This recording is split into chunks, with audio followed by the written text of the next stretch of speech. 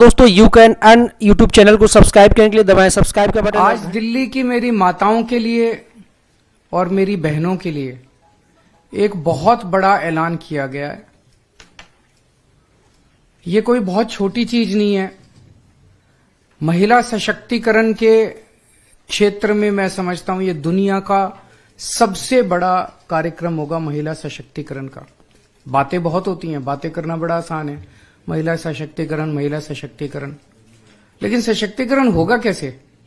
सबसे बड़ा सशक्तिकरण तो होता है जब हाथ में पैसा हो, जेब में पैसा हो। जेब में जब पैसा होता है तो आदमी पावरफुल महसूस करता है, पावर महसूस करता है। तो अगर महिलाओं के हाथ में, उनकी जेब में पैसा डालेंगे तभी तो महिलाएं सशक्तिकरण महसूस करेंगी। जो महिलाएं कमाती नहीं है वो खासकर हमारे समाज के अंदर एक बहुत डिसएडवांटेज्ड पोजीशन में रहती हैं। उन्हें घर में अपने पति के आगे हाथ फैलाने पड़ते हैं, उन्हें अपने बेटे के आगे हाथ फैलाने पड़ते हैं, अपने रिश्तेदारों के आगे हाथ फैलाने, छोटी छोटी चीजों के लिए, छोटी छोटी जरूरतों के लिए। अब ये नहीं होगा। अब दिल्ली में 18 साल से ऊपर की हर महिला के लिए, चाहे वो हमारी छोटी बहन हो, बड़ी बहन हो, चाहे कोई माता हो, हर एक के लिए हर महीने 1000 रुपए का इंतजाम कर दिया। हर महीने उनके अकाउंट में 1000 रुपए जाएंगे। ये बहुत बड़ी बात है और इस पे कई सालों से हम काम कर रहे थे। जाहिर तौर पे इस पे काफी पैसे का खर्च आएगा, लेकिन चूंकि दिल्ली में अब एक बहुत ही ईमानदार सरकार है, एक एक पैसा बचाती है। पहले बिजली फ्री की, पानी फ्री किया, शिक्षा फ्री की, इलाज फ्री किया, तीर्थ यात्रा फ्री की, महिलाओं का सफर फ्री किया।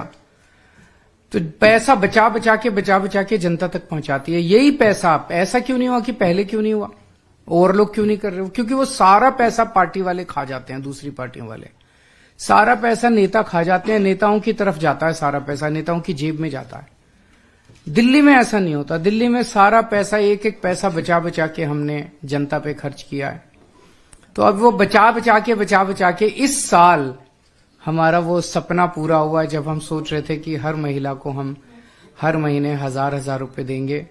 मैं दिल्ली की सभी महिलाओं को बहुत बहुत बधाई देना चाहता हूं। आपका बहुत एहसान है मेरे ऊपर, आपका बहुत आशीर्वाद है मेरे ऊपर। आपसे मुझे कुछ नहीं चाहिए, बस ये आशीर्वाद अपने भाई पे और अपने बेटे पे बनाए रखना। जो महिलाएं 18 साल से ऊपर हैं वो इसके लिए पात्र होंगी, पर वो महिला किसी सरकारी पेंशन की लाभार्थी नहीं होनी चाहिए, सरकारी नौकरी में नहीं होनी चाहिए और इनकम टैक्स पेयर नहीं होनी चाहिए। और इसको, व्यवस्था को सिंपल करने के लिए हमने ये भी कर दिया, भाई सेल्फ डिक्लेरेशन दे देना। आप बाद में रैंडम तौर पे कुछ की जांच होती रहेगी, लेकिन सेल्फ डिक्लेरेशन देके आपको ये बेनिफिट शुरू हो जाएगा।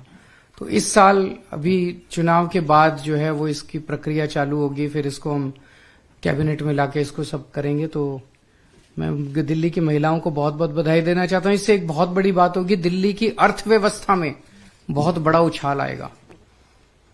हमेशा ये देखा गया है कि अगर संपत्ति या दौलत या पैसा कुछ चंद लोगों के हाथ में कॉन्सेंट्रेट हो जाए तो अर्थव्यवस्था का बेड़ा गर्क हो जाता है। पिछले 75 साल में हमने देखा, जितनी भी पार्टियों की सरकार आई उनकी एक ही थ्योरी थी, trickle down theory, trickle down economics. उनका ये होता था कि भाई 2-4 परिवारों को सारा पैसा दे दो देश का, वो फिर फैक्ट्री लगाएंगे, फैक्ट्री में सारे मजदूरी करेंगे और उससे देश की तरक्की होगी। उससे देश की तरक्की कभी नहीं होती, दुनिया भर में नहीं हुई।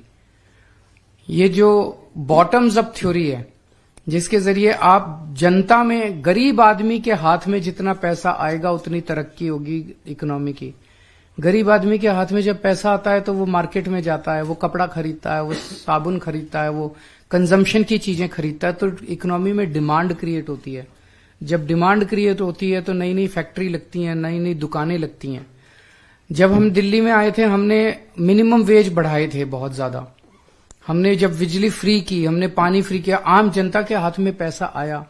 आज उसी का नतीजा है कि दिल्ली के अंदर सबसे कम महंगाई है और सबसे ज्यादा समृद्धि है पूरे देश के अंदर देखा जाए तो महिलाओं के हाथ में जब पैसा आएगा, मैं समझता हूं वो मार्केट में जाएगी, अपनी मनपसंद की चीजें खरीदेंगी, उससे इकोनॉमी की भी तरक्की होगी।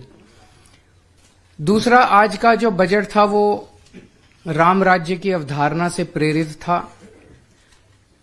हम अच्छे अस्पताल दे रहे हैं, अच्छे स्कूल बना रहे हैं, सड़कें बना रहे हैं, सब चीजें कर रहे हैं, लेकिन एक चीज की तरफ ध्यान आकर्षित करना चाहता हूं कि दिल्ली के गांव में जो सड़कें हैं वो थोड़ी सी अनदेखी रह गई थी।